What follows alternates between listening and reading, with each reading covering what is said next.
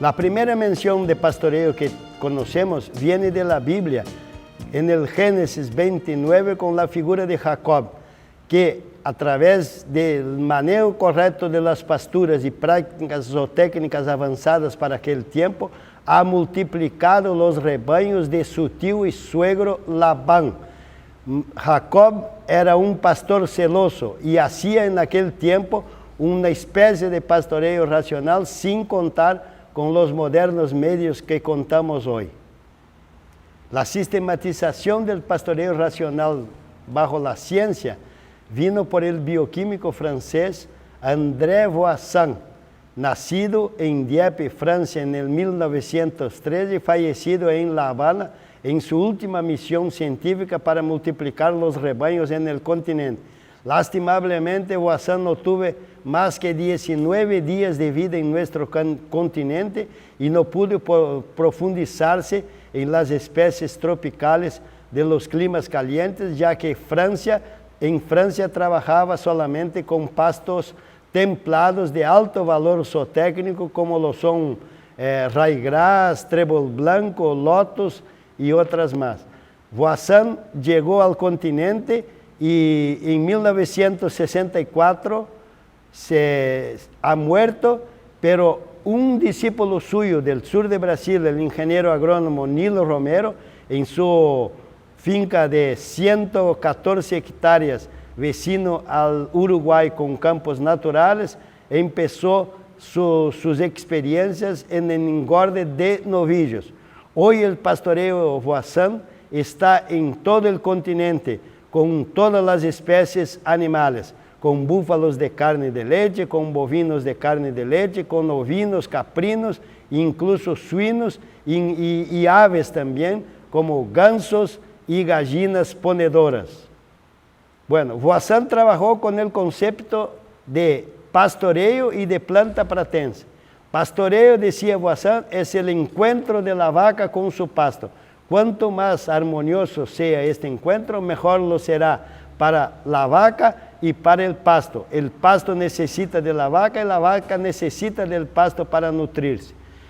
La otra cosa importante que dijo Voisin fue el concepto de planta pratense o planta de los prados, o como nosotros conocemos hoy, las plantas forrajeras, que tienen una particularidad anatómica y fisiológica muy interesante, que rebrotan después de cada corte por el acúmulo de sustancias de reservas en las raíces y en la base de sus tallos. Estos grupos que llamamos de forrajeros o de pastos son únicos en el reino vegetal porque tienen la capacidad de rebrotar. Una planta como braquiaria, una planta como raigrás, rebrota varias veces durante el año. Una otra planta, por ejemplo, como el maíz, no es capaz de rebrotar después de un corte. Si le damos un corte, ella no es capaz de rebrotar y muere enseguida. Una contribución de Voisin fueron las 4 leyes, que son absolutamente conocidas en su esencia, en su precisión científica. La primera ley de Voisin es la ley del descanso, o sea, entre 2 cortes consecutivos la planta debe merecer un descanso que le permita acumular sustancias de reserva e iniciar otra vez el crecimiento de masa verde a través de la fotosíntesis. La segunda ley dice que el tiempo de ocupación debe ser lo suficientemente corto, de modo que el animal no se coma el rebrote en la misma pasada por la parcela, por el reparto, como dicen aquí en Costa Rica. La tercera ley es la ley de ayuda, o sea, hay que ayudar a los animales a que cosechen la mayor cantidad de hierba de calidad. Y la cuarta ley es la ley de los rendimientos regulares, o sea, cuanto más el animal queda en una misma parcela, menos él será capaz de comer. Entonces hoy, para que el animal esté contemplado, para que siempre tenga hierba seca, hierba fresca y apetecible, no puede pasar más que un día en cada parcela. Para caso de vacas lecheras, las vacas no pueden estar más que mediodía, o sea, a cada ordeño las vacas deben recibir la bendición de un nuevo potrero con pasto fresco y abundante. El pastoreo tiene 4 objetivos principales. Un científico neozelandés que llamamos de Smeaton cunhó 2 conceptos básicos. El primero es que el sistema pastoril debe producir las máximas cantidades de masa verde. Pero lo más importante que eso es que la gran cantidad de masa verde producida llega al tracto del animal. La producción animal solo se desencadena después que el animal ha ingerido la hierba fresca y de calidad. Bueno, yo como soy consultor he cunhado también 2 conceptos importantísimos. Hay que producir forraje de bajo costo, alta calidad y bajo costo. Para el ganadero no hay ningún alimento para los animales pastadores más barato que el pasto. Y la segunda, el segundo que es económico y zootécnico también, es mantener pasturas de altísima calidad para siempre.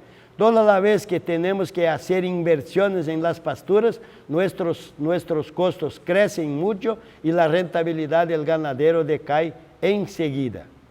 Los animales hablan por sus boñigas. Cuando ellos comen un pasto endurecido, un pasto sazonado, un pasto de baja calidad, dejan la constancia de bostas o boñigas de mala calidad. O sea, el ganadero y los consultores deben tener en cuenta el examen de todos los días de la calidad de las boñigas de los animales. Si el animal se come un pasto fresco, un pasto tierno, jugoso, sabroso, un pasto nutritivo, él deja la constancia de boñigas, como se dice, grandes, voluminosas, brillantes, húmedas y con un aspecto agradable. Si el vacuno se come un pasto grosero, un pasto de baja calidad, dejará la constancia de boñigas secas, segmentadas y de bajo valor, muy difícil de ser digerida por los microorganismos del suelo que hacen la fertilidad. El sistema de pastoreo racional se expande por todo el continente. Ya tenemos noticias de pastoreo racional del Canadá hasta la Patagonia Argentina. O sea, no hay ningún país en ninguna región del mundo que no tenga su experiencia en pastoreo.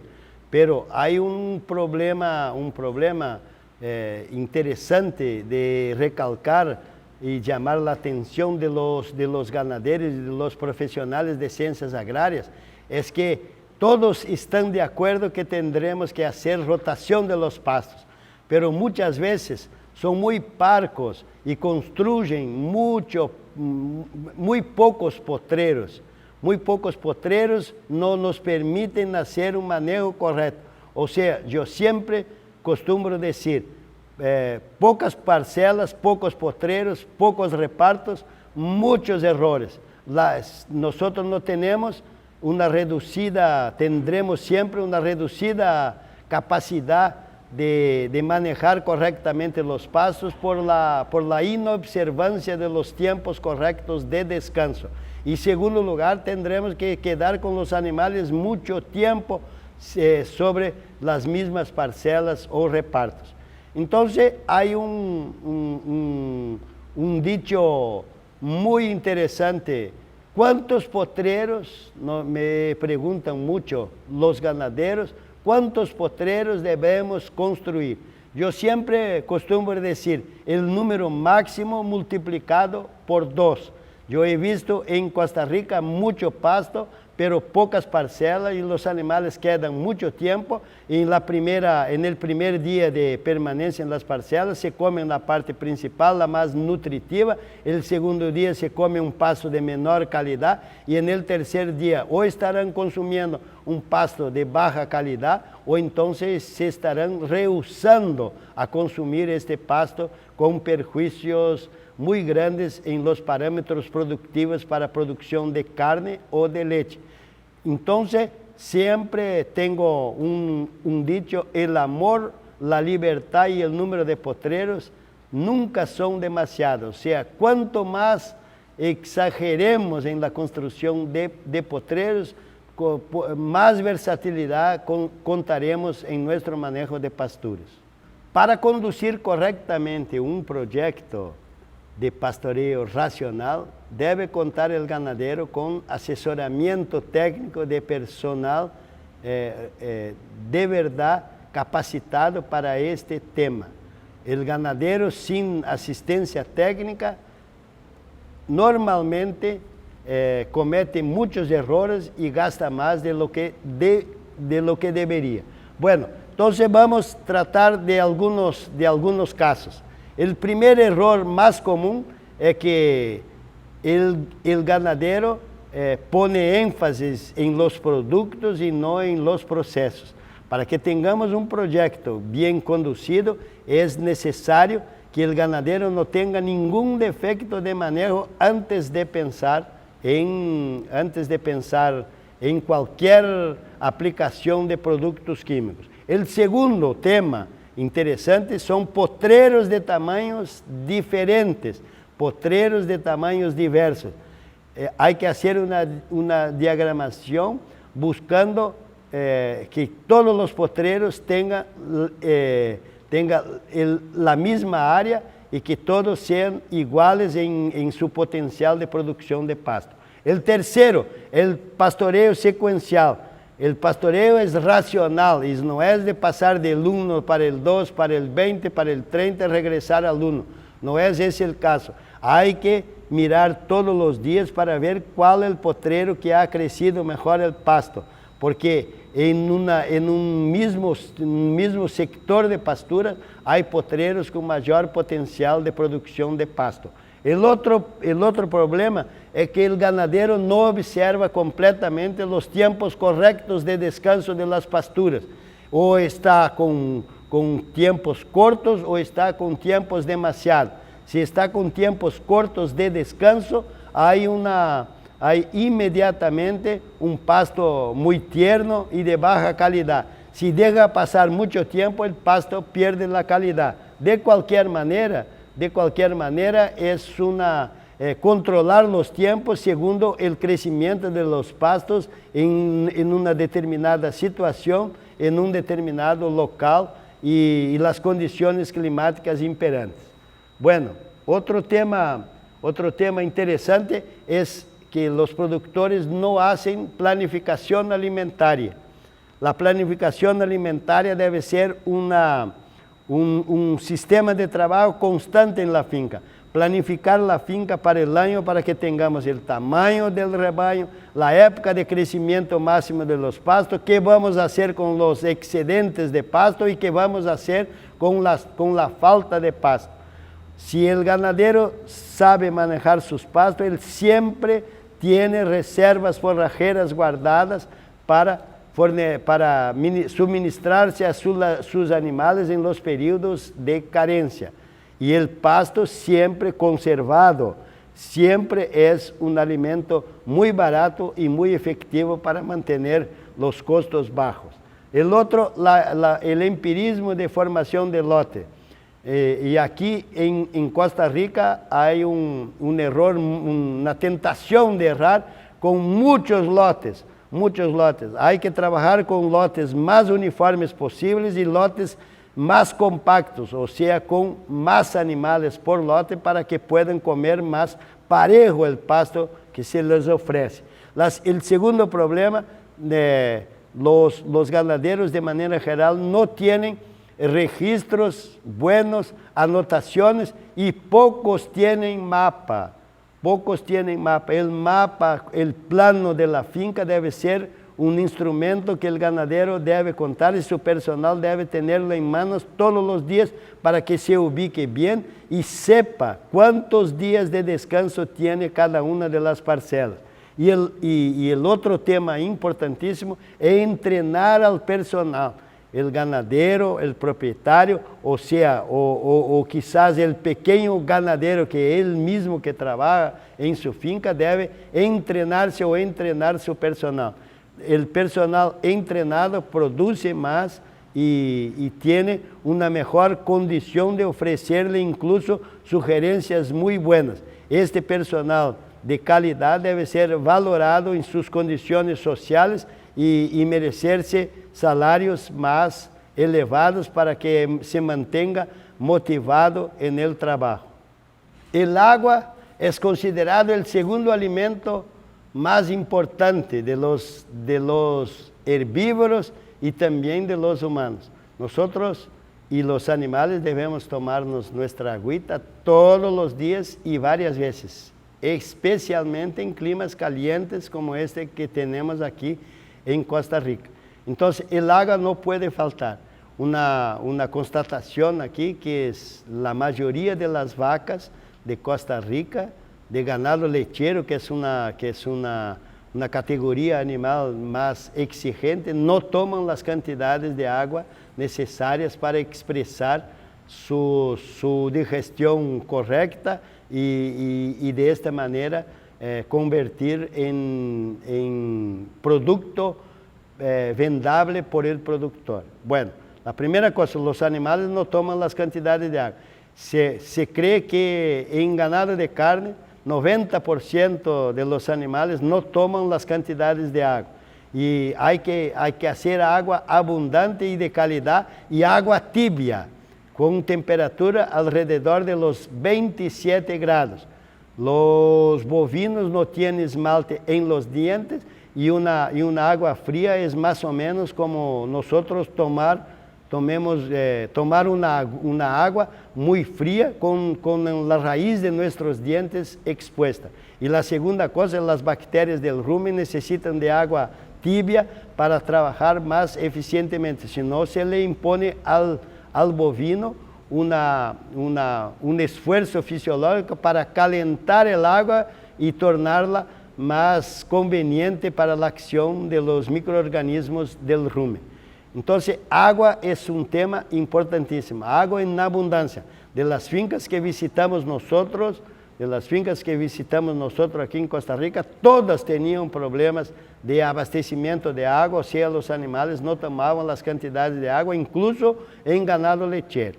Y un tema interesantísimo también, hay que dejar a los animales para que tomen agua y descansen de las 10 de la mañana hasta las 2, 3 de la tarde, para que estén ahí con sombra, con agua tibia de 27 grados, ahí con la mezcla mineral, y si sea necesario también en esta área social puede suministrar a los animales los complementos alimentarios, los suplementos, los complementos, el heno, o sea, todo el alimento suplementar debe ser suministrado en estas áreas sociales.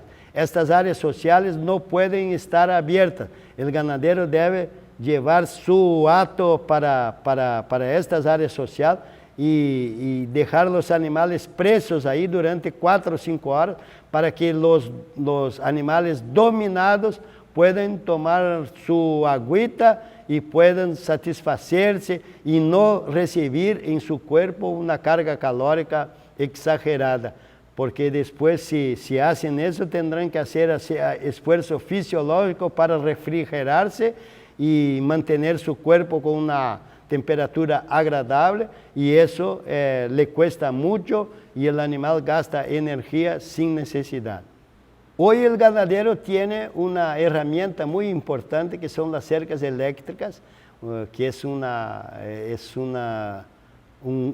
que tiene costos muy bajos y eficiencia muy buena en cualquier condición, incluso de mucha sequía. O sea, se puede hacer divisiones de pasto y construir muchos potreros de modo barato y eficiente con el uso de la tecnología moderna de las cercas eléctricas que no son caras y están accesibles a los ganaderos, a los criadores, a todos que trabajan con animales.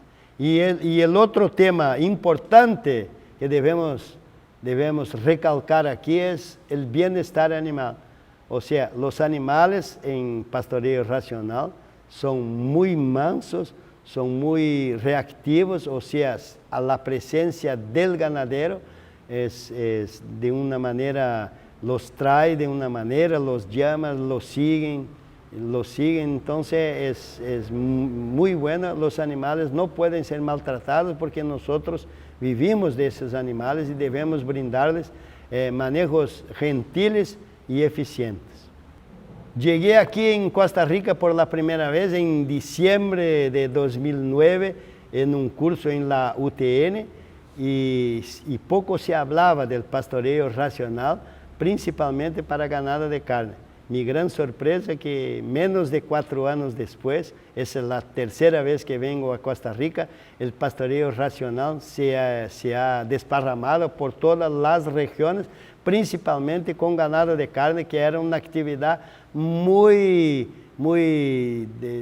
en descompaso con la moderna tecnología de lechería de alturas que se practica aquí en este hermoso y hospitalario país. Bueno, el movimiento por el pastoreo racional en Costa Rica ha cobrado un vigor verdaderamente impresionante y me alegro que todos tienen una experiencia, incluso con ovinos, caprinos, con búfalos, con ganado lechero, ganado de carne, y eso me conforta mucho. Entonces, exhorto a los ganaderos y a los profesionales a que sigan con este ímpetu para que podamos tornar la Costa Rica un país autosuficiente y exportador de carne y leche con precios competitivos, y aún por el manejo correcto de las pasturas podamos convertirnos en el primer país del mundo con superávit en la relación de emisión y captura de carbono, lo que es reconocido internacionalmente con un problema en estos tiempos de cambios climáticos que afectan a la vida de miles y miles y millones de personas en todo el mundo. Costa Rica, al pastoreo.